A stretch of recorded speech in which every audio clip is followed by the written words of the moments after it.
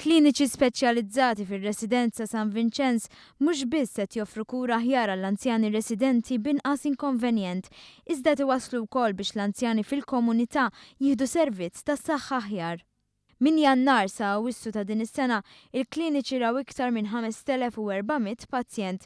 Kien fl-2014 meta nfetħu l-ewwel 3 kliniċi speċjalizzati u issa dan l-ammont tela għal 11 il-klinika.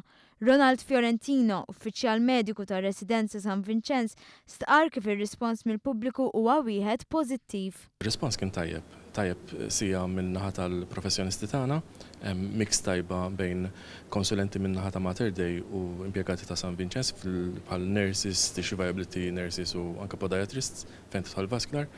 U anke rispons min-naħa tan-nies intlaqa tajjeb. Għal-bidu kien hemm dak id-daqsxejn xettiċiżmu ġej San Vincenz, però notaw l-servizz huwa tajjeb. 3 mill-kliniċi nfetħu fl-aħħar ftit xhur u dawn jispeċjalizzaw fl-arterji, il-pacemaker u tal-assessjar. F'temp 4 xhur il-klinika tal-arterji rat 200 pazjent, tal-assessjar rat 247 pazjent u tal-pacemaker 9. Il-kliniċi huma attrezzati bl-aqwa makkinarju u għalhekk id-domanda għas-servizzi minn dawn il-kliniċi qed tiżdied. Dan għax inaqsu d-dowmin għall-pazjenti. U l-klient qed joħroġ ikun dejjem iktar sodisfatt għax baqa' fil-post tiegħu jekk huwa residenti hawnhekk u inqeda bl-istess ġifieri mod kif inqeda fi sptarijiet oħrajn.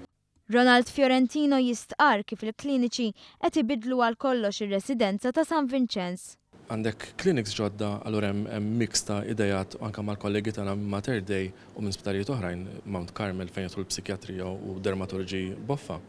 Hemm mix ta' informazzjoni u hemm iktar edukazzjoni lilna wkoll. Naħseb dawk li qegħdin jiġu fil-komunità qegħdin jirrealizzaw li San Vincenz mhuwiex post għax-xuħija biss tal-end stage bażikament, imma hemm dinamika totalment differenti.